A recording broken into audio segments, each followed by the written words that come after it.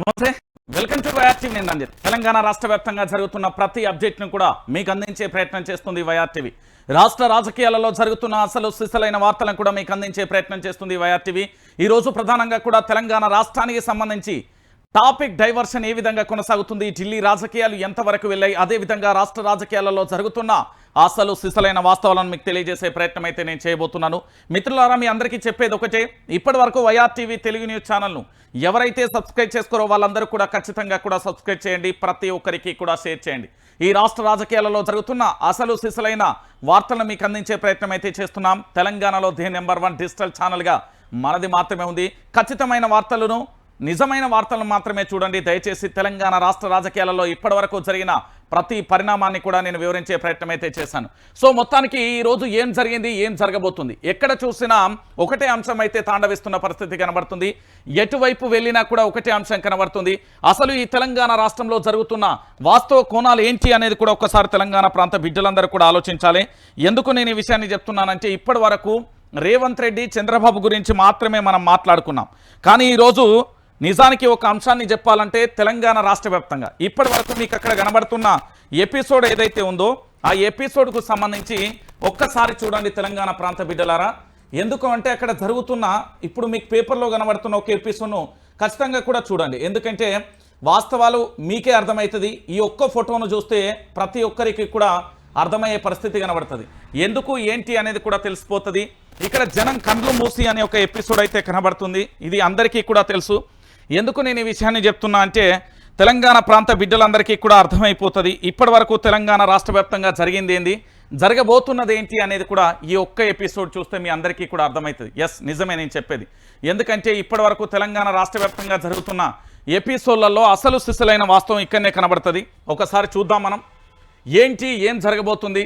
జనం కండ్లు మూసి బాబు చూపిన బాటలోనే రేవంత్ అంటూ కూడా ఒక ఎపిసోడ్ అయితే మనం చూస్తున్నాం.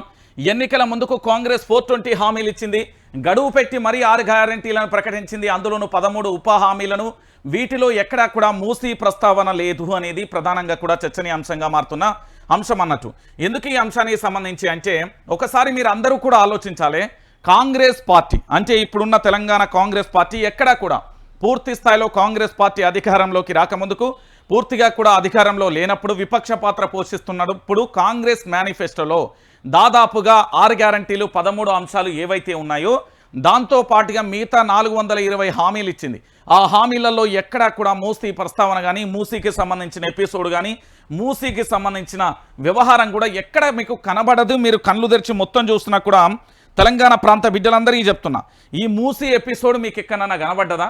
ఎన్నికలకు సంబంధించి 6 గ్యారంటీల విషయంలో పూర్తి స్థాయిలో కూడా మీరు ఎక్కడైనా చూడండి, మీరు ఎక్కడ చూసినా కూడా ఈ అంశం మీకు కనబడదు.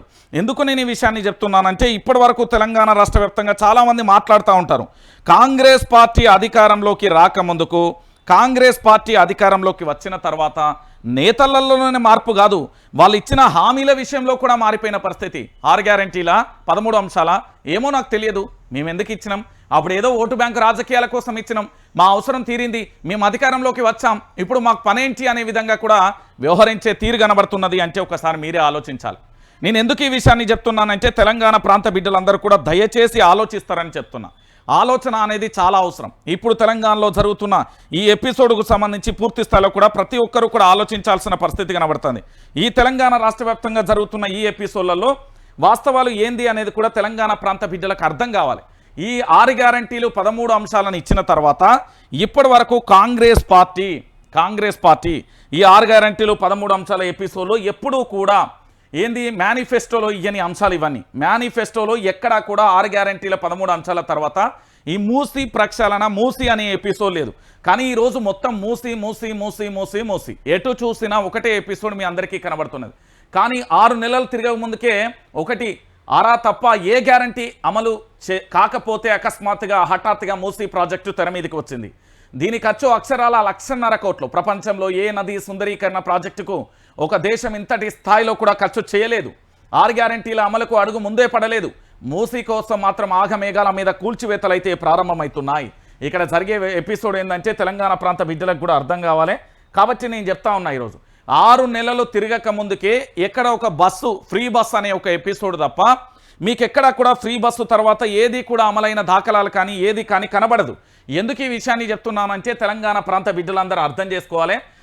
దాదాపుగా 10 నెలల ఎపిసోడ్ పూర్తయింది.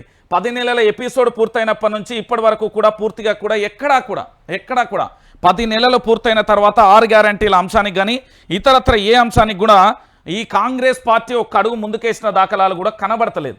కాబట్టి నేను చెప్పేది ఏంటంటే కాంగ్రెస్ పార్టీ అధికారంలోకి వచ్చిన తర్వాత 6 గ్యారంటీలను విస్మరించింది, 6 గ్యారంటీలను మర్చిపోయింది. ఈ 6 గ్యారంటీలను పక్కన పెట్టి మూసీ అనే ప్రాజెక్టును తీసుకొచ్చింది. హఠాత్తుగా అకస్మాత్తుగా ఈ టాపిక్ డైవర్షన్ కోసం చాలా రాజకీయాలు జరిగినాయి. ఈ మధ్యకాలంలో మీరు కని విని ఎనిగిన రీతిలో రాజకీయం అనేది అట్టుడికిపోయిన పరిస్థితి మనం చూసాం.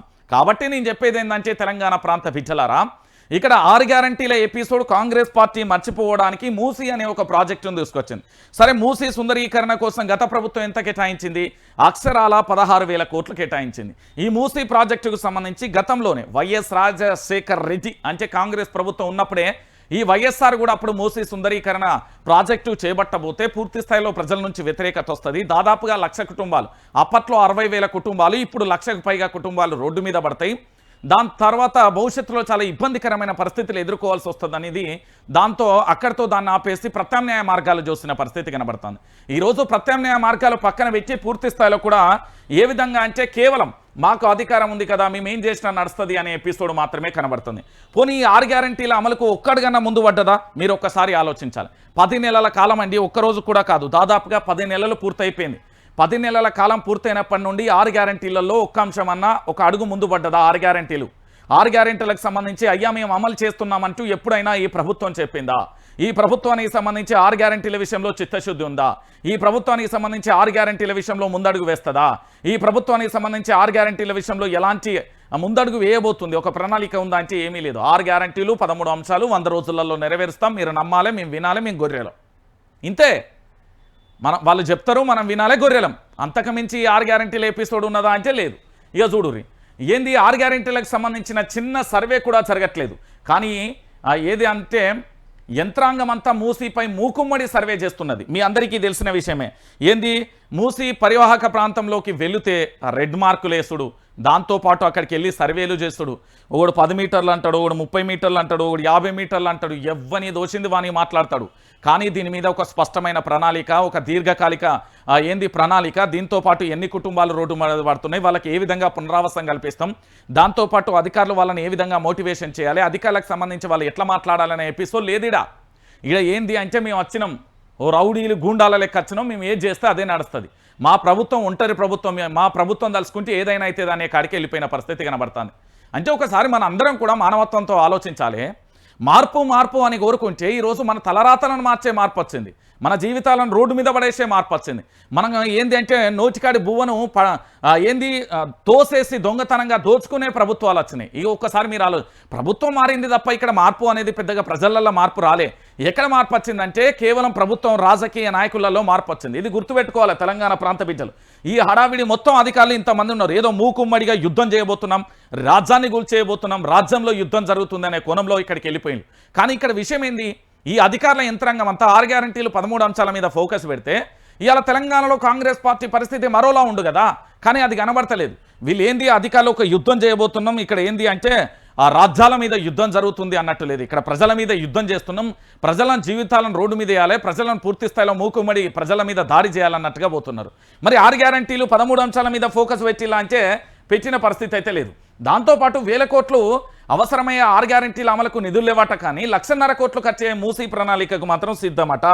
అంటే ఏంది అంటే పూర్తి స్థాయిలో కూడా తెలంగాణ రాష్ట్ర వ్యాప్తంగా కూడా గుర్తుపెట్టుకోవాల్సిన విషయం ఏంది అంటే ఇక్కడ పూర్తిగా కూడా తెలంగాణ ప్రాంత బిడ్డలు 1,000 కోట్లు అవసరమయ్యే 6 గ్యారంటీల అమలుకు నిధులు లేవు, కానీ 1,50,000 కోట్లు ఖర్చు అయ్యే మూసీకి మాత్రం ప్రణాళికలు సిద్ధం చేసిర్రు. అంటే ఒక రాష్ట్ర బడ్జెట్లో సగం 1,50,000 కోట్ల రూపాయలతోని పూర్తి స్థాయిలో ఒక ప్రాజెక్టు పెడుతున్నారు. మీ అందరికీ తెలిసిన విషయమే కదా. ఈ ప్రాజెక్టుకు సంబంధించి ఇప్పటి వరకు తెలంగాణకు సంబంధించిన రాష్ట్ర బడ్జెట్లో సగానికి పైగా పెడుతున్నారు. మరి ఈరోజు 6 గ్యారంటీల విషయంలో ఎందుకు అటకెక్కిస్తున్నారు? 6 గ్యారంటీలను ఎందుకు అమలు చేయట్లేదు? 6 గ్యారంటీల విషయంలో ఎందుకు అడుగు వేయట్లేదు? 6 గ్యారంటీల ఎపిసోడ్ ఎందుకు ముందుకు పోతలేదు? ఈ 6 గ్యారంటీలను ఎందుకు ఒక అడుగు వేసి అమలు చేయలేకపోతున్నారు అనే విషయాన్ని కూడా తెలంగాణ ప్రాంత బిడ్డలందరికీ చెప్పాలి. ఈ ప్రభుత్వం ఎందుకు చెప్తుంది అంటే ఎందుకు చెప్పదు? ప్రభుత్వానికి ఏం అవసరం అండి? పరిపాలన ఉన్నదా? పరిపాలన వ్యవస్థ, మన ఎమ్మెల్యేలు ఉన్నారా, మన మంత్రులు ఉన్నారా, మన పార్టీ మారేటోళ్ళు ఎవరు లేరు కదా, సరే ఇక మన ఎపిసోడ్ మనకు నడుస్తుంది, అంతకు మించేది చేసేది ఏమీ లేదు అనే కోణంలో పోతుంది. కానీ ఇక్కడ పూర్తి స్థాయిలో 6 గ్యారంటీల మీద ఫోకస్ ఏమన్నా పెట్టిర్రా అంటే పెట్టిన దాఖలా లేవు. నాకు అర్థం కాని విషయం ఏంటంటే రాష్ట్ర బడ్జెట్లో సగానికి పైగా ఒక మూసీ సుందరీకరణ, మూసీ ప్రాజెక్టు కోసం పెట్టినప్పుడు మరి 6 గ్యారంటీలు 13 అంశాలు అనేది ఒకటి ఇచ్చినాం, వాటిని అమలు చేయాలి, లేకపోతే ప్రజలు మమ్మల్ని ఉరికిస్తారు, ఉరికించిది అంటారు, ఊరి పొలిమేరలకు కూడా రానియరు, మా ఎమ్మెల్యేలను మా మంత్రులను ఊళ్ళల్లో కూడా అడుగుపెట్టనియరు అనే ఇంకిత జ్ఞానం ఎట్లా మర్చిపోయాలో ఇప్పటివరకు కూడా అర్థం కాని పరిస్థితి కనబడుతుంది. అంటే తెలంగాణ ప్రాంత బిడ్డలు కూడా అర్థం చేసుకోవాలి. మూసీ సుందరీకరణ ఇప్పుడు తెలంగాణకు అంత అత్యవసరమైన ప్రాజెక్టా? మిగిలిన పనులు, పథకాలు, పరేషాన్లు అన్నింటినీ పక్కన పెట్టి అమలు చేయకపోతే తెలంగాణ కొంప మునిగే అంత అర్జెంటు కార్యక్రమమా? రాత్రి గడిస్తే ఏం కొంప మునుగుతుందోనని శుక్రవారం రాత్రే పేదల కొంపలు చేయాల్సిన గొప్ప పన ఇదే అన్నట్టుగా కూడా అర్థమైపోతున్న పరిస్థితి కనబడుతుంది. నిజమే, ఇప్పుడు మూసీ ప్రాజెక్ట్ అనేది ఉన్నది. ఇప్పుడు మూసీ ప్రాజెక్టును అత్యవసరమా? ఎమర్జెన్సీయా? ఏమన్నా అత్యవసరంగా ఇక్కడ రాజ్యాంగ పరిపాలన ఏంది, రాష్ట్రపతి పాలన వస్తుందా, గవర్నర్ పాలన వస్తుందా? అంత అర్జెంటుగా ఇక్కడ పూర్తి స్థాయిలో కూడా అమలు చేయాల్సిన అవసరం ఏంది? ఈ మూసీ ప్రాజెక్టు మీద ఒక యుద్ధమే చేస్తున్నట్టుగా అంత ఎమర్జెన్సీగా, అంత తొందరగా, అంత ఆవేశపూరితంగా, అంత అకస్మాత్తుగా ఎందుకు చేయాలి? మళ్ళీ శుక్రవారం రోజే పేదల ఇళ్ల మీదకి బుల్డోజర్ ఎందుకు పోవాలి? వీటన్నిటి సమాధానం ఉందా ఈ రాష్ట్ర ప్రభుత్వం దగ్గర? నేను ఎందుకు ఈ విషయాన్ని చెప్తున్నానంటే తెలంగాణ ప్రాంత బిడ్డలందరికీ అర్థం కావాలి వాస్తవాలు ఇవన్నీ. ఏంది అంటే ఇక్కడ ఉన్న పథకాలను పక్కన పెట్టిళ్ళు, ఇక్కడ పనులను పక్కన పెట్టిళ్ళు, ఇక్కడ పరేషాన్లను పక్కన పెట్టిళ్ళు, ఇవన్నీ పక్కన పెట్టి ఏందో కొంపలు మునిగినట్టుగా అర్జెంటుగా ఎమర్జెన్సీగా ఏదో జరగబోతుంది అనే ఎపిసోడ్ను చూస్తున్న పరిస్థితి కనబడుతుంది. ఒకసారి మీరందరూ కూడా ఆలోచించాల్సిన పరిస్థితి కనబడుతుంది. తెలంగాణ ప్రాంత బిడ్డలందరూ కూడా దయచేసి మీరందరూ కూడా ఆలోచించాలి. ఈరోజు మూసీ సుందరీకరణ పేరుతోని అంత అర్జెంటుగా ఎమర్జెన్సీగా పనులు, పథకాలను, పరేషాన్లను అన్నింటినీ పక్కన పెట్టి కేవలం ఇక్కడ జరుగుతున్న ఈ అరాచకమైన పాలన, నీచ నికృష్ట ఏంది అంటే దారుణమైన పరిపాలనగా నేను అభివర్ణిస్తా. ముఖ్యమంత్రి యనుమల రేవంత్ రెడ్డి మీద నాకు చాలా గౌరవం ఉండే, అపారమైన నమ్మకం, విశ్వాసం ఉండే. ఈ రాష్ట్రాన్ని పూర్తి స్థాయిలో ప్రగతి పదంలో మార్చేస్తాడు అనుకున్నా. కానీ ఇంత దారుణంగా ప్రజలందరినీ కూడా రోడ్ల మీద నిలబెడతాడు అనుకోలే, ప్రజల జీవితాలతోనే ఆడుకుంటాడు అనుకోలే. ఒక రాష్ట్రానికి సంబంధించిన బడ్జెట్లో సగానికి పైగా మూసీ సుందరీకరణ పేరుతోని 1000 కోట్లు ప్రకటిస్తాడు అనుకోలే. ఈ పూర్తి స్థాయిలో తెలంగాణ రాష్ట్ర వ్యాప్తంగా పథకాలను, 6 గ్యారంటీలను అన్నింటినీ అమలు చేయకపోగా ఏదో తొందరపాటు వచ్చింది అనే విధంగా చూస్తున్న పరిస్థితి కనబడుతున్నది. అంటే ఒకసారి తెలంగాణ యావత్తు బిడ్డలందరూ కూడా ఆలోచించాలి దయచేసి. కానీ రేవంత్ రెడ్డి ప్రభుత్వం అట్లాగే చేస్తున్నది. 6 గ్యారంటీల అమలుకు మాదే గ్యారంటీ అని చెప్పిన రాహుల్, ప్రియాంక వాటి గురించి నోరు మెదపడం లేదు. మూసీపై ఇంత చర్చ జరుగుతున్నా చూసి చూడనట్లుగా నోరెత్తడం లేదు. ఇక్కడ మూసీ ప్రాజెక్టు గొప్పతనం గురించి నోరారా అరుస్తున్న నేతలు, అక్కడ నోరు మూసుకొని చూస్తున్న పెద్దలు. ఎందుకు ఈ తొందర? ఏమిటి దీని వెనుక మతలబు? అసలు ఏం జరుగుతున్నది? భారత్కు శత్రు దేశాలుగా భావించే చైనా, పాక్లతో పరోక్ష లింకులు, అంటే తెలంగాణ అంచేనే సరిపడని చంద్రబాబు సన్నిహితుల నీడలు, అవినీతి పరుడుగా జైలుపాలైన సింగపూర్ మంత్రి జాడలు, ఇన్ని ప్రతికూల శక్తులతో కుమ్మక్కై మూసీ సర్కారు, మూసీపై కాంగ్రెస్ సర్కారు ఆటలు అంటూ కూడా చెప్తున్న పరిస్థితి కనబడతాను. అయితే నాకు ఒక చిన్న విషయం క్లారిటీ రాలే. ఇక్కడ నేను అడిగిన, చాలామందిని కూడా అడిగినా, ఏమని అడిగినా అంటే ఈ సింగపూర్ మంత్రి కథ ఏంది? మన చంద్రబాబు ఎప్పుడైనా ఒక మాట అంటాడు, మీరు గుర్తుపెట్టుకోరు. సింగపూర్కు సంబంధించిన ప్రతినిధులు వచ్చేలు, సింగపూర్కు సంబంధించిన పెట్టుబడులు వస్తాయి, సింగపూర్కు సంబంధించిన మంత్రులతో మాట్లాడినా సింగపూర్. చంద్రబాబు నోట మాట్లాడిన ప్రతి 10 వాక్యాలలో ఒక వ్యాఖ్య సింగపూర్ గురించి ఉంటుంది, మీరు గుర్తుపెట్టుకోవాలి. మరి సింగపూర్కు చంద్రబాబుకు సంబంధం ఏంది? ఒకసారి మా అందరికీ కూడా తెలియాలి. సింగపూర్కు చంద్రబాబుకు సంబంధం ఏందనేది తెలంగాణ ప్రాంత బిడ్డలకు ఎవరు చంద్రబాబే చెప్పాలి. ఎందుకంటే చంద్రబాబుకు సంబంధించిన ఏమైనా బినామీ కంపెనీలా, లేకపోతే చంద్రబాబుకు సంబంధించిన ఆస్తులు ఏమైనా ఉన్నాయా? ఏంది అక్కడ రాజకీయానికి సంబంధించి కొంతమేర ఏమైనా అక్కడ పూర్తి స్థాయిలో కంపెనీలకు సంబంధించి ఈయన పెట్టుబడులు ఏమన్నా అంటే సింగపూర్ తప్ప ఇంకా వేరే దేశమే కనబడనట్టు చేస్తారు అనేది కూడా ఒక ప్రశ్నార్థకంగా మారిపోయిన పరిస్థితి కనబడుతుంది. ఈ విషయంలో పూర్తిగా కూడా వెనక నుంచి ముందుకు ఆరాధించిన ఎక్కడ కూడా ఇదే కనబడుతున్న పరిస్థితి కనబడుతుంది. అంటే తెలంగాణ ప్రాంత బిడ్డలందరూ కూడా ఆలోచించాలి. ఏ రాష్ట్రాన్ని, మన తెలంగాణ రాష్ట్రానికి సంబంధించి ఎటువైపు చూసినా, ఎక్కడ చూసినా కూడా ఒకటే ఎపిసోడ్ కనబడతాయి. చాలా బాధాకరం, చాలా హృదయ విదారకమైన సంఘటనలు ఇవి. ఇంకా ఆంధ్ర పెత్తందారి వ్యవస్థ కిందనే మనం ఉంటాం, ఇంకా ఆంధ్ర పెత్తందారి వ్యవస్థ కిందనే నడుస్తుంది అంటే చాలా బాధాకరమైన విషయం. తెలంగాణ రాష్ట్ర వ్యాప్తంగా దీన్ని ముక్త కంఠంతో ప్రజలందరూ కూడా ఖండించాల్సిన పరిస్థితి కనబడుతుంది. ఇక్కడ పావులు కలుపుతున్నది ఎవరు, పాచికలు విస్తురుతున్నది ఎవరు? పూర్తి స్థాయిలో కూడా ఆలోచించాలి. అప్పుడు నందనవనం, ఇప్పుడు రివర్ ఫ్రంట్, మూసీపై నాటి చంద్రబాబు ప్లాన్ మళ్ళీ తెరపైకి. సింగపూర్ కంపెనీలకే మాస్టర్ ప్లాన్ బాధ్యత, మెయిన్ హార్ట్కు అప్పగిస్తూ ఉత్తర్వులు. అమరావతిని ఆగం చేసిన కంపెనీ కూడా ఇదే. అమరావతి అమరావతి అమరావతి ఏంది ఆంధ్రప్రదేశ్ రాజధాని అమరావతి అంటూ మనం విన్న పరిస్థితి. మొన్న వానత్తే అమరావతి ఎంత ఎంత పడవలేసుకొని వేలు రాజధాని దగ్గర గుర్తుందా? ఈరోజు అదే కంపెనీకి ఎందుకు ఇస్తున్నారు ఒకసారి ఆలోచిద్దాం, అదంతా చూద్దాం. ఏంది ఇదేం సంవత్సరం 2024 కదా, కానీ ఎందుకో కాలం 25 ఏళ్ళు వెనక్కి తిరిగినట్లు మనసంతా 1999 2001కి వెళ్ళినట్టు అనిపిస్తుంది. కారణం మూసీ కూల్చివేతల వ్యవహారం. మూసీ ప్రాజెక్టు తన మానస పుత్రిక అని రేవంత్ రెడ్డి ఎంతగా చెప్తున్నా ఇది వైఎస్ ఆలోచన అని కేవీపీ లాజిక్లో లాగిన చరిత్ర అందుకు సహకరించడం లేదు. ఎందుకంటే మూసీ తీరంలో ఉన్న పేదలను తొలగించి దాని వాణిజ్య కేంద్రంగా మలచాలన్న అసలు ఆలోచన నాటి ముఖ్యమంత్రి చంద్రబాబు నాయుడుది. ఆనాడు చంద్రబాబు ఏం చేస్తారో ఆయన సహచరుడు లాంటి శిష్యుడు రేవంత్ రెడ్డి ఇప్పుడు సరిగ్గా అదే చేస్తున్నారు. మూసీ ప్రాజెక్టుకు నాడు చంద్రబాబు నందనవనం అని పేరు పెట్టారు. ఇప్పుడు రేవంత్ దీనిని ఆధునిక భాషలో రివర్ ఫ్రంట్ అని అంటున్నారు. అంటే నాడు చంద్రబాబు మూసీ మురికిని నీటి ప్రక్షాళన గురించి పట్టించుకోకుండా సుందరీకరణ ముఖ్యమని పేదల తరలింపే ఫస్ట్ ప్రియారిటీగా తీసుకున్నారు. ఇప్పుడు సేమ్ టు సేమ్ రేవంత్ కూడా ప్రక్షాళనాన్ని పైకి చెప్తున్న మూసీ క్లీన్ చేయడానికి బదులు పేదలను క్లీన్ చేసే పనిలో పట్టారు. మూసీ ఒడ్డు నుండి తరలించే పేదల కోసం అంటూ నాడు బాబు కర్మన్ ఘాట్ సమీపంలో నందనవనం అనే భారీ గృహ సముదాయాన్ని నిర్మించారు. రేవంత్ రెడ్డి ఆ మాత్రం కష్టం కూడా పడకుండా కేసీఆర్ నిరుపేదలకు నిర్మించిన డబుల్ బెడ్రూమ్ ఇళ్లను నింపుతున్నారు అంటూ కూడా చూస్తున్న పరిస్థితి కనబడుతుంది. ఇప్పటికైనా అర్థమైందా ఈ ఏంది మూసీ ప్రక్షాళన ఎవరు ఆలోచన అంటే ఇగో ఈ పెద్ద మనిషిది. ఈ పెద్ద మనిషి నాడు 1999 2001లా నందనవనం అని పేరు పెట్టుకున్నాడు. నందనవనం అని పేరు పెట్టుకొని పూర్తి స్థాయిలో ఈ మూసీ ఎపిసోడ్ ఇగో ఈ పెద్ద మనిషి అండి. ఈ పెద్ద మనిషి ఇప్పుడు ఆంధ్రప్రదేశ్ రాష్ట్ర ముఖ్యమంత్రి. 1999 2001లో ఏంది అంటే నందనవనం అనే ఇప్పుడు మనోడు అంటున్నాడు కదా రివర్ ఫ్రంట్ అని మన రేవంత్ రెడ్డి పెట్టిన పేరు రివర్ ఫ్రంట్. 1999 2001 పేరు పెట్టింది చంద్రబాబు, దాని పేరు నందనవనం. అంటే మూసీ ప్రక్షాళన గురువు గారి ఆదేశాలు శిష్యుడు గారి ఆచరణలో పూర్తి స్థాయిలో అడుగులు శరవేగంగా పడుతున్నాయి అనేది అంశం. ఇప్పుడు మీకు సింగపూర్ అంటే మూసీ ప్రక్షాళనకు సంబంధించిన బాధ్యతలను అప్పగిస్తున్న కంపెనీ ఏదైతే ఉందో అది ఆల్రెడీ ఆంధ్రప్రదేశ్కు సంబంధించిన అమరావతి రాజధానికి సంబంధించి పనులను చేసింది. అక్కడికి ఆల్రెడీ వర్షం కొడితే నీళ్ళు ఎట్లొచ్చినాయి, పడవలు ఎట్లేసుకొని పోయి అధికారులు ఏ విధంగా సర్వేలు చేసిలో మనం చూస్తున్నాం. ఇప్పుడు అలాంటి కంపెనీకే పూర్తి స్థాయిలో వారి యొక్క శిష్యుడు రేవంత్ రెడ్డి గారు అదే కంపెనీకి ఇస్తున్న పరిస్థితి కనబడుతుంది. అంటే మొత్తం మూసీ ప్రక్షాళన అనేది ఇది 1999 2001 మధ్య కాలంలో చంద్రబాబు నాయుడు గారి ఆలోచనలో ఆ రోజు బృందావనం ఇది నందనవనం అనే ఒక ట్యాగ్ లైన్ ఒక పేరుతోని ముందుకు పోయిండు.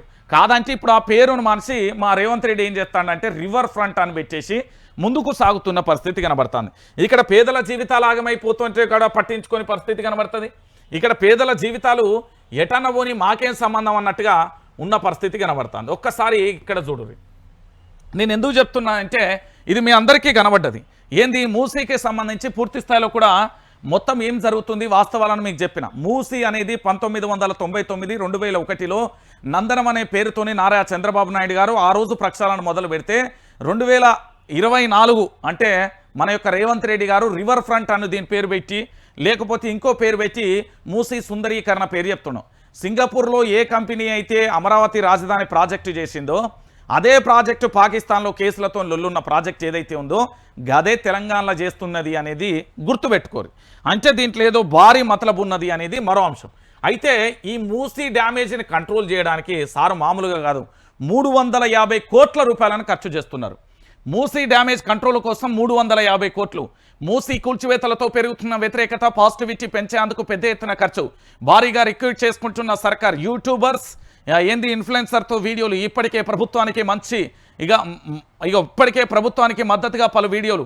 మరోవైపు అనాధికారికంగా ఎక్స్లో వందలాది ఫేక్ అకౌంట్లు. గత 2 నెలల్లో పెద్ద ఎత్తున పుట్టుకొచ్చిన ఖాతాలు. ప్రభుత్వంపై వచ్చిన విమర్శలకు కౌంటర్గా ట్వీట్. కన్సల్టెన్సీ కోసం మరో 166 కోట్ల విడుదల. పరారీలో కంపెనీలను ఎంపిక చేస్తున్న సర్కారు. ప్రభుత్వ ఎంపికపై దుమ్మెత్తి పోస్తున్న విపక్షాలు.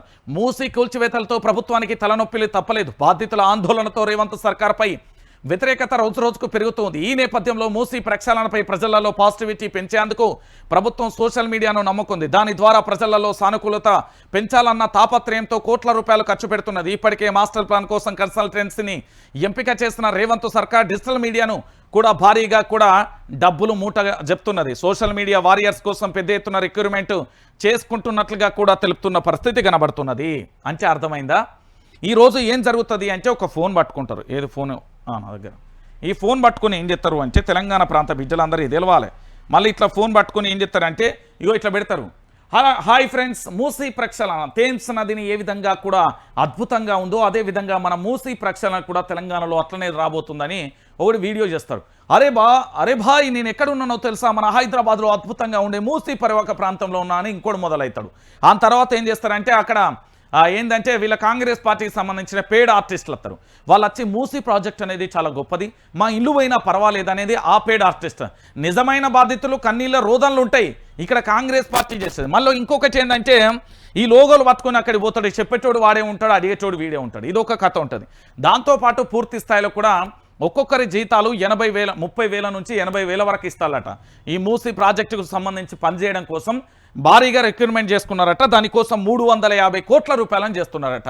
మూసీ కంపుకు సంబంధించి అద్భుతంగా మూసీ ఏంది అంటే మంచినీరు అని, మూసీ కంపు కాదురా నాయన ఇది మంచినీరు అని చెప్పనీకి 350 కోట్ల రూపాయలు ఖర్చు చేస్తున్నారు. అంటే ఒక ప్రభుత్వం తప్పుడు నిర్ణయం తీసుకుంటున్నది అనేది వాళ్ళకి తెలిసిపోయింది. ఇది తప్పు అని కూడా అర్థమైపోయింది. దాన్ని డ్యామేజ్ని కంట్రోల్ చేసుకోవడానికి 350 కోట్ల రూపాయలను ఖర్చు చేస్తున్నది అంటే ఒక్కసారి మీరందరూ కూడా ఆలోచించాలి. నేను మళ్ళీ చెప్తా ఉన్నా కదా, ఈ దొంగలు దోపిడీలు అంతా ఒక చోటనే జరిగి ఇక చూడుర్రి. ఇక హైదరాబాద్లో ఉండేటోళ్ళందరి గుండెలు బరువెక్కిపోయినాయి.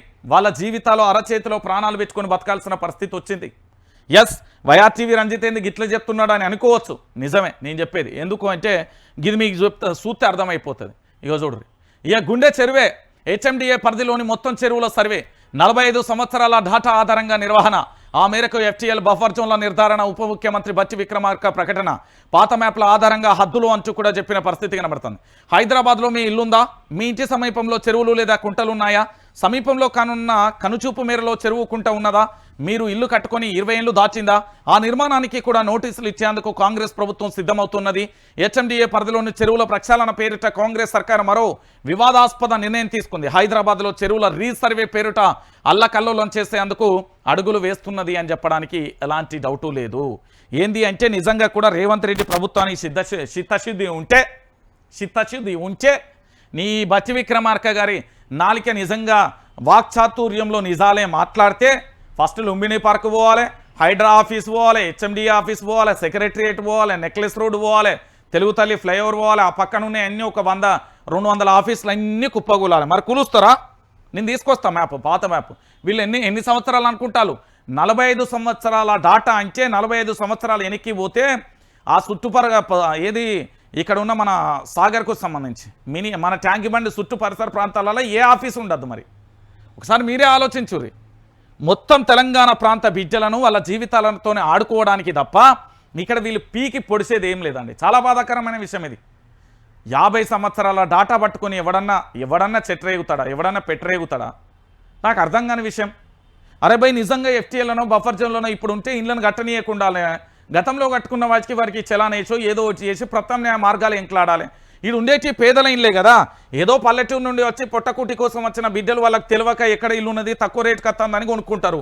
ఇప్పుడు వాళ్ళ జీవితాలాగం చేయడానికే కదా. ఇంతకు మించి ఏముంటుంది? ఒకసారి ఆలోచించురు తెలంగాణ ప్రాంత బిడ్డలరా. ఇంత మించి ఏముంటుంది చెప్పు. ఇగో నిన్న మిత్రుడు మళ్ళొక ప్రశ్నించే గొంతుకని అరెస్ట్ చేసిళ్ళు. తెలుగు స్క్రైబ్ ప్రతినిధి గౌతమ్ గౌడ్ అరెస్ట్ అంటూ కూడా చూడొచ్చు. ప్రజల గొంతుకగా నిలిచినందుకు సర్కార్ ప్రతీకారం. ప్రభుత్వ వైఫల్యాన్ని నిలదీయడంతో కేసులు, కాంగ్రెస్ కార్యకర్తల ఫిర్యాదుతో అరెస్ట్ చేసిన పోలీసులు అంటూ కూడా చెప్పిన పరిస్థితి కనబడుతుంది. ఇవో నేను ఒక మాట చెప్తా. రేవంత్ రెడ్డి గారు, నేను చెప్పేది జరిగిను సోచాయించి ఒక 2 నిమిషాలు నా కోసం నువ్వు ఎట్లా వైఆర్టీవీ చూస్తావు కాబట్టి చెప్తున్నా.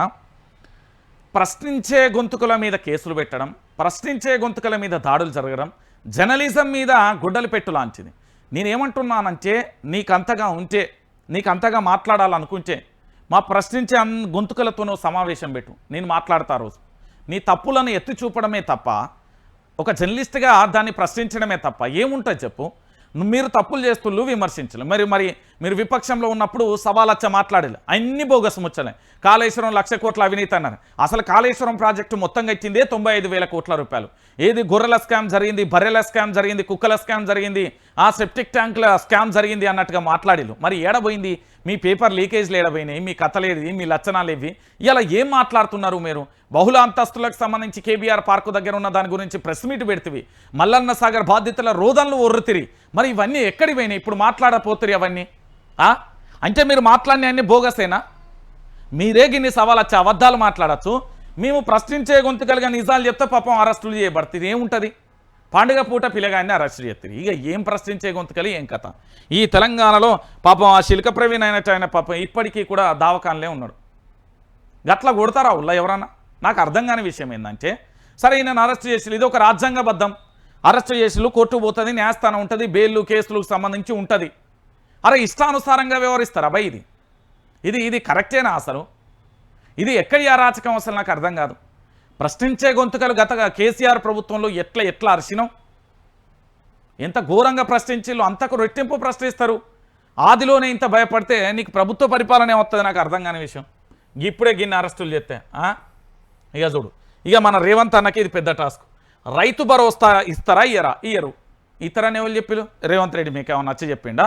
ఎందుకు ఇస్తాడు? చూడు, ఆశగా అన్నదాత ఎదురుచూపులు, రుణమాఫీ అయ్యాకే భరోసా అన్న మంత్రి తుమ్మల. వానాకాలం పూర్తయి స్టడీ సప్పుడు లేని సర్కార్, విధి విధానాల పేరుతో నెలలుగా కాలయాపన. తాజాగా రుణమాఫీకి లింకులు పెంచిన తుమ్మల ప్రతిసారి సంక్రాంతికి అటు ఇటుగా యాసంగి సాయం కోతలు స్టార్ట్ అయినా ఇప్పటికీ రాని వానాకాలం రైతు భరోసా. తీవ్ర ఆగ్రహం వ్యక్తం చేస్తున్న రాష్ట్ర రైతాంగం.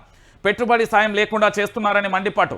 రుణమాఫీ అయ్యాకే రైతు భరోసా అంటూ సన్నాయి నొక్కులు నొక్కుతుంది రాష్ట్ర ప్రభుత్వం అనే విషయాన్ని గుర్తుపెట్టుకో. నిన్న మొన్నటి వరకు ఇదిగో అదిగో అంటూ వస్తున్న ప్రభుత్వ పెద్దలు ఇప్పట్లో లేదని తేల్చేశారు. ఇన్నాళ్ళు రైతు భరోసా విధి విధానాల కోసం వేచి చూసిన రైతన్నలు వానాకాలం పంట ముగిసిపోవడంతో ఆశలు వదులుకోవాల్సిన పరిస్థితి ఏర్పడింది. తాజాగా మంత్రి తుమ్మల వ్యాఖ్యలతో రైతు భరోసా పూర్తిగా కూడా స్పష్టంగా వచ్చింది. ఇక రుణమాఫీ రైతు భరోసాకు ముడిపెట్టి చెప్పడంతో మరింత క్లారిటీ వచ్చిందని రైతన్నలు అంటున్నారు. అయితే నాకు ఒకటైతే క్లారిటీ అయింది, కాంగ్రెస్ సర్కార్ రైతులను అయితే లాభసాటిగా చేయదు. మీకు రైతు రుణమాఫీ పూర్తి స్థాయిలో చేయలే, రైతు పెట్టుబడి సాయం అయ్యేది, రైతుకు సంబంధించిన రుణమాఫీ చేయది, రైతుకు సంబంధించి మరణిస్తే కూడా పూర్తి స్థాయిలో 5 లక్షల బీమా ఉండే అది. కేవలం కాంగ్రెస్ పార్టీని మీరు ఎట్లా చూడాలంటే నామమాత్రపు పార్టీ. ఇది ఏంది అంటే రైతన్నకో తెలంగాణ ప్రాంత బిడ్డలకు ఏదన్నా లాభం చేస్తుంది అంటే లేదు. నేను మళ్ళీ చెప్తున్నా, కాంగ్రెస్ కల్తీ కాంగ్రెస్ ఇక్కడ 2 ఉన్నాయండి. మీరు మళ్ళీ చాలా మంది అడుగుతారు, ఇక్కడ పూర్తి స్థాయిలో కాంగ్రెస్ వేరు, కల్తీ కాంగ్రెస్ వేరు. ఎందుకంటే ఇక్కడ కల్తీకి సంబంధించి పూర్తి స్థాయిలో ఈ కాంగ్రెస్ వేరండి బాబు. ఈ కల్తీ కాంగ్రెస్ ఏంటంటే వలసవాదుల నుంచి వచ్చిన కాంగ్రెస్, ఇతరుల ఆలోచనల నుంచి పుట్టిన కాంగ్రెస్, ఇతరుల లక్ష్యాల కోసం పనిచేస్తున్న కాంగ్రెస్. నిజమైన కాంగ్రెస్ పాపం ఏనాడో చచ్చిపోయింది. అది ఇప్పుడు నిజమైన కాంగ్రెస్ను బతికియడానికి మళ్ళా జానారెడ్డి లాంటి వాళ్ళు రావాల్సిందే. నేను చెప్తున్నా కదా, ఇప్పుడు వీళ్ళు ఏమన్నా రైతులకు న్యాయం చేస్తారని మీకు నమ్మకం ఉన్నదా? వీళ్ళు ఎట్టి పరిస్థితుల్లో న్యాయం చేసే ఆలోచన లేదు, గుర్తుపెట్టుకోరు. రైతులకు అలాంటి ఎపిసోడ్ కూడా రాదు. రైతులకు వీళ్ళు రైతు భరోసా రైతు పెట్టుబడి ఇస్తారా అంటే ఇయ్యరు. మీరు చూడు, దానికి ఉన్న పరిస్థితే కదా, ఇంకేముంటుంది అలా. రైట్, ఇక మరో అంశం, చెయ్యి మీద పువ్వు ప్రేమ. రేవంత్ సర్కార్పై సైలెంట్ మోడ్లో రాష్ట్ర బీజేపీ. ఒక్క ఎలేటి తప్ప నోరు మీద పని మిగతా నేతలు. రుణమాఫీపై ప్రధాని మోదీ సైతం విమర్శలు. తెలంగాణకి 2 కేంద్ర మంత్రులున్న మోడీ విమర్శలకు నోచుకొని ప్రచారం. జాతీయ అంశంపై అనర్గళంగా మాట్లాడే నేతలు, రాష్ట్ర ప్రభుత్వ వైఫల్యపై నోరెత్తనే నేతలు. ఏకంగా రేవంత్ సర్కార్కు రఘునందన్ ఫుల్ సపోర్ట్. రాష్ట్ర చరిత్రలో గతానికి భిన్నంగా పెరిగిన బలం. అయినా ప్రజా సమస్యలపై పోరాటానికి వెనకడుగు. ప్రభుత్వాన్ని టచ్ చేయకపోవడంతో ఆంతర్యం ఏంటి అనేది కూడా ప్రధాన అంశం. తెలంగాణలోని కాంగ్రెస్ ప్రభుత్వంపై ప్రధాని అంతటి స్థాయి వ్యక్తి తీవ్ర ఆరోపణలు చేస్తారు. రైతు రుణమాఫీ చేయకుండా రైతులను మోసం చేసిందని రేవంత్ సర్కార్ను విమర్శిస్తారు. కానీ రాష్ట్రంలోని బీజేపీ నేతలు మాత్రం సైలెంట్గా ఉంటారు. రుణమాఫీపై ఒక్క పోరాటం ఉండదు, ఒక్క విమర్శ ఉండదు. వివాదాస్పద అంశాలపై కూడా అద్భుతంగా వాగ్దాటి ప్రదర్శించే రాష్ట్ర బీజేపీ నేతలకు తెలంగాణ రైతాంగం గోస కనబడడం లేదా అన్న సందేహాలు కలుగుతున్నాయి. రేవంత్ ప్రభుత్వంపై ఈగ వాలకుండా చేస్తున్నారన్న డౌట్స్ కూడా మొదలవుతున్నాయంటూ కూడా చెప్తున్న పరిస్థితి కనబడుతుంది. ఇగో ఎప్పటి నుంచో చెప్పిన ఇవి 2 ఒకటి. కరెక్ట్ పెట్టిండు ఈ ఫోటో, అయితే మంచిగా పెట్టిండు. ఏంది అంటే కమలం చెయ్యి 2 దోస్తు మేరా దోస్త్ తూ హీ మేరా జాన్. ఏంది అంటే ఈ 2 కలిసి ఉంటాయి. ఇవి ఒకరిని విడిచి ఒకరు ఉండలేవు అనే విషయాన్ని గుర్తుపెట్టుకోవాలి. ఎందుకంటే రాష్ట్రానికి సంబంధించిన ఎల్ఐటి మొన్న ఒక్కరోజు ఈటెల రాజేందర్ ఇట్లా పోయి అట్లా వచ్చిండు. ఆ తర్వాత ఏదో దీక్ష ఇచ్చినట్టున్నది ఇందిరా పార్క్ దగ్గర పెద్దగా. అది దాంతోపాటు ఈ దేశానికి సంబంధించిన ప్రధాని నరేంద్ర మోదీ రేవంత్ సర్కార్పై హుక్కుపాదాన్ని మోపినట్టుగా మాట్లాడింది. ఏమన్నాడంటే తెలంగాణలో రేవంత్ రెడ్డి సర్కార్ ఆడ కాంగ్రెస్ ప్రభుత్వం ఉంటుంది, రైతులకు రుణమాఫీ చేయలే అన్ని దొంగ ముచ్చట్లు చెప్తుంది అని అంత భారీ స్థాయిలో మాట్లాడితే బండి సంజయ్ కానీ కిషన్ రెడ్డి కానీ భారతీయ జనతా పార్టీకి సంబంధించిన కీలక నేతలు కానీ ఎవరు కూడా మాట్లాడిన దాఖలాలు ఎక్కడా లేవు అనే విషయాన్ని గుర్తుపెట్టుకోవాలి. మీరందరూ కూడా గుర్తుపెట్టుకోవాలి. నేను ఎందుకు ఈ విషయాన్ని చెప్తున్నానంటే తెలంగాణ ప్రాంత బిడ్డలారా, భారతీయ జనతా పార్టీ కాంగ్రెస్ పార్టీ కంటే ముందు ఇంకొకటి చెప్పా, సిండికేట్ రాజకీయాలు మీ అందరికీ తెలుసా? సిండికేట్ రాజకీయం అంటే మీ అందరికీ తెలిసే ఉండాలి. అంతా లోపలంతా ఒకటే, బయటికి మాత్రం అరే రంగా ఎల్లా మల్లా పుల్లా తిట్ర నువ్వు సాయంత్రం రా కలుసుకుందాం మనం. లోపట దోస్తన మొత్తం సిండికేట్ రాజకీయాలు. ఒకడేం లీస్టు, ఇగో ఈ లీస్టు గులగొట్టని ఓ లీస్టు పంపిస్తాడు, ప్రభుత్వం గులగొడుతుంది. ఇగో ఆ తర్వాత గిజ్జే అని ఇంకోటి సలహా ఇస్తాడు, అది చేస్తారు. దాని తర్వాత నువ్వు ఇజ్జే మేము ఇజ్జేస్తామని ఇంకోటి చేస్తాడు. మొత్తం సిండికేట్ రాజకీయాలు తెలంగాణ. ఈ రాజకీయానికి సంబంధించి రాజకీయం చేయరాకపోతే ఇంట్లో వండాలి. కానీ మొత్తం సిండికేట్ రాజకీయాలు మొత్తం పొత్తే ఉన్నది ఈడ. మీరు ఆవేశపడేదో గల్లలు చింపుకొని సొక్కాలు చింపుకొని అనుకోకూరి. ఇప్పుడు ఈ తెలంగాణలో ప్రశ్నించే గొంతుకలలో అరెస్ట్ అవుతున్నారు కదా, కొంతమందిని కావాలని విపక్ష పార్టీకి సంబంధించిన నేతలే అరెస్టు చేయించరు. పక్కా ఆధారాలున్నాయి నా దగ్గర. కొంతమంది సన్నాసులు కావాలని ఇరికించిర్రు. నేను చెప్తున్నా కదా, అది వాస్తవమైన విషయం. ఇప్పుడు నాకు తెలిసి గౌతమ్ విషయంలో కూడా నాకు డౌటే ఉన్నది. ఎందుకు అంటే అధికార పార్టీ కంటే విపక్షాలే ఇరికించే ప్రయత్నం ఎక్కువ ఉన్నాయి ఇక్కడ తెలంగాణలో. నేను చెప్తున్నా కదా అన్న, వాస్తవం అన్నా. సిండికేట్ రాజకీయం ఈడ గుర్తుపెట్టుకోరు. తెలంగాణ అంటే సిండికేట్ రాజకీయాలు అంతా ఒకటే. బయటికి మాత్రమే ఓ సూడు సిన్నమ్మ సూడు సన్నమ్మ అంటాం కదా, గంతే. గుర్తుపెట్టుకోరు ఈడ. నా దగ్గర పక్కా ఎవిడెన్స్ ఉన్నది. ఆ వీడియో నేను ఏదో రోజు బయట పెడతాను. నా దగ్గర చాలా డంప్ ఉన్నది. సమయం సందర్భం కోసం ఎదురు చూస్తున్నా. వాళ్ళు ఏమైనా గడబిడ ఉరికొచ్చేదన్నా చేసి నాకు అట్లా చేయం. సమయం సందర్భం ఎప్పుడు బుల్లెట్ దించాలనో అప్పుడే దించుతా. రాసలీలలో ఎపిసోడ్ ఉంది మంత్రివర్యులే కూడా ఉన్నాయి మన దగ్గర. నేను చెప్తున్నా, అంత సింపుల్గా ఏం లేదు ఇక్కడ. కార్మికుల శ్రమ దోసుకుంటున్న సర్కార్ దొంగ అన్నట్లుగా రాష్ట్ర ప్రభుత్వం తీరు ఉన్నట్లుగా ఆరోపణలు వస్తున్నాయి. సింగరేణి కార్మికుల లాభాల పంపిణీ విషయంలో రేవంత్ సర్కార్ తమను నిండా ముంచిందని కార్మికులు ఆవేదన వ్యక్తం చేస్తున్నారు. ఓవైపు శ్రమ దోపిడీ అడ్డుకుంటామని చెప్తూనే మరోవైపు దొంగచాటుగా కార్మికుల శ్రమను దోచుకుంటుందని మండిపడుతున్నారు. సింగరేణికి వచ్చిన 4701 కోట్ల లాభాలలో పంచాల్సింది ఉండగా కేవలం 2412 కోట్ల లాభాలు చూపిస్తూ బోనస్ ప్రకటించడంపై కార్మికులు రగిలిపోతున్నారు అంటూ కూడా చెప్తున్న పరిస్థితి కనబడుతుంది. నిజమే, వాస్తవమైన విషయం. సింగరేణి రికార్డు స్థాయిలో ఆదాయం వచ్చింది. 2023-24లో పూర్తి స్థాయిలో కూడా 4701 కోట్ల లాభం వస్తే అధికారికంగా ప్రకటించిన డిప్యూటీ సీఎం 2289 కోట్లను పక్కన పెట్టిన సర్కార్ 2412 కోట్లనే లాభాలుగా పంచిన ప్రభుత్వం 1551 కోట్లు ఇవ్వాల్సి ఉండగా కేవలం 796 కోట్లే పంపిణీ చేసింది. సర్కారు తీరుపై సింగరేణి కార్మికుల అసంతృప్తి అంటూ కూడా చూడొచ్చు. సింగరేణి కార్మికులు అక్కడ టెంట్ వేసి ధర్నా చేస్తే పోలీసుల జులుం ప్రదర్శించి టెంటును బీకేస్తారు. వాళ్ళ కార్యాలయంలో వాళ్ళు ఇప్పుడు ధర్నా చేస్తూ ఉంటే ఏంది అంటే వాళ్ళని ఇబ్బంది పెట్టే ప్రయత్నం చేస్తాను. ఉద్యోగ విషయాలలో కూడా వాళ్ళని మానసిక వేదన పెడుతున్నారట, వాళ్ళని అనేక రకాలుగా ఇబ్బందులు పెడుతున్నారు అనే విషయాన్ని మనకి ఇప్పటికే నిన్న కూడా చాలామంది కాల్ చేసి ఇప్పుడు కూడా కాల్ చేస్తున్నారు. మా దగ్గర ఏంది అంటే మేము మాట్లాడలేం కానీ మమ్మల్ని మానసికంగా వేధిస్తున్నారు అంటూ కూడా చెప్తున్న పరిస్థితి కనబడుతుంది. అంటే ఆఖరికి ఉద్యోగులను కూడా వదలని పరిస్థితి కనబడుతుంది అంటే ఒకసారి మీరే ఆలోచించాలి. ఇక దాంతోపాటుగా మరొక అంశాన్ని చూడొచ్చు. శ్రమ దోపిడీ చేస్తే ఊరుకోం, కనీస వేతనాలపై కమిటీ వేస్తాం, కాంట్రాక్ట్ కార్మికులకు 5000 బోనస్ ఇస్తాం, సింగరేణి కాపాడే బాధ్యత మాదే, మైనింగ్ ఎవరికి అప్పచెప్పం, బీఆర్ఎస్ లాభాలను దాచిపెట్టింది, సింగరేణి కార్మికులకు బోనస్ చెక్కుల పంపిణీలో డిప్యూటీ సీఎం అంటూ కూడా చెప్పిన పరిస్థితి. ఇక్కడ ఏం మాట్లాడిల్లు, ఆడ ఏమి ఇత్తాలు, వీళ్ళ పరిశాన్ ఏంది, వీళ్ళ కథ ఏంది, ఒకసారి మీరే ఆలోచించాల్సిన పరిస్థితి కనబడుతుంది. ఇక ఫ్యామిలీ కార్డు పరాశాన్ ఏంది పరిశాన్. డిజిటల్ కార్డుపై అనేక అనుమానాలు. రేషన్ కార్డు ఉన్నోళ్ళకే దరఖాస్తు చేసుకోవాలన్న సర్కార్. అప్లికేషన్ ఫామ్పై ఫ్యామిలీ ఫోటోలతోనే జారీ కానున్న డిజిటల్ కార్డు. మరి పాతోళ్ళ పరిస్థితి ఏంటని డౌట్. పాతోళ్లకు డిజిటల్ కార్డు ఇస్తారా ఇయ్యరా? కార్డు ఉన్నోళ్లకు డిజిటల్ కార్డు ఎలా వస్తుంది? కొత్త మెంబర్ యాడ్ చేయాలంటే ఎలా? బతుకుదెరువు కోసం విదేశాలకు వెళ్ళిన వాళ్ళ పరిస్థితి ఏంటి? ప్రజాపాలన దరఖాస్తు అంటూ అప్పట్లో హడావిడి. అసలు ప్రజాపాలన అప్లికేషన్లు ఎక్కడికి పోతున్నాయి? ఫ్యామిలీ డిజిటల్ కార్డులు దరఖాస్తులపై సందేహాలు అంటూ కూడా చెప్తున్న పరిస్థితి కనబడుతుంది. వీళ్ళు ఏం చేయాలనుకుంటుర్రో ఏం చేస్తుర్రో కాసైనా అంటే కొంచెమైనా కూడా అర్థం కాని పరిస్థితి కనబడుతుంది. ఎందుకంటే తెలంగాణ రాష్ట్ర వ్యాప్తంగా కూడా ఒకరోజేమో అభయాస్తం ఫామ్ అంటాడు, మళ్ళీ ఇప్పుడేమో ఫ్యామిలీ కార్డు అంటాడు, ఓ రోజేమో డిజిటల్ కార్డులు అంటారు. వీళ్ళు ఏం చేయదలుచుకున్నారో ఏం కథనో కాస్త అయినా ఆలోచన ఉందో లేదో తెలియదు కానీ ఆగమాగం పరిస్థితి అయితే ఉన్నది తెలంగాణలో. రేవంత్ రెడ్డి ఏం చేస్తాడో నాకైతే డౌటే. ఆర్టీసీ దారి దోపిడీ అడ్డదారిలో పెరిగిన బస్ ఛార్జీలు అధికారికంగా ప్రకటించిన సర్కార్. ఆ టికెట్పై 20 నుంచి 50 రూపాయల పెంపు. ధరలు చూసి షాక్ అవుతున్న ప్రయాణికులు. పండుగ పూట ధరలు మండిపోతున్నాయి. ఇప్పటికే కూరగాయల రోడ్లు కొండెక్కి కూర్చున్నాయి. మరోవైపు ఆర్టీసీ ఛార్జీలు కూడా వాయిస్తున్నాయి. వాస్తవానికి ప్రతి దసరాకు ఆర్టీసీని అధికారికంగా టికెట్ కొంతమేర అదనపు ఛార్జీలు వసూలు చేస్తుంది. కానీ ఈసారి మాత్రం విచిత్రంగా ఎలాంటి అధికారిక ప్రకటన లేకుండా రేట్లు పెంచేసింది. ఆర్టీసీ పండగకు ఊరికి వెళ్ళాలనుకునే సాధారణ పబ్లిక్ టార్గెట్ మీద 20 నుంచి 50 రూపాయలు పెంచేసింది. ఇగో ఇది ఇట్లుంటుంది.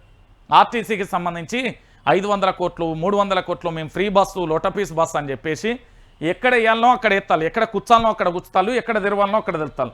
అంటే తెలంగాణ ప్రాంత బిడ్డలందరూ కూడా దయచేసి ఆలోచించాలి అని చెప్తున్నా నేను. ఈ రాష్ట్రానికి సంబంధించి దారి దోపిడిగాలు ఎక్కువైపోయారు కాబట్టి గుర్తుపెట్టుకోవాలి.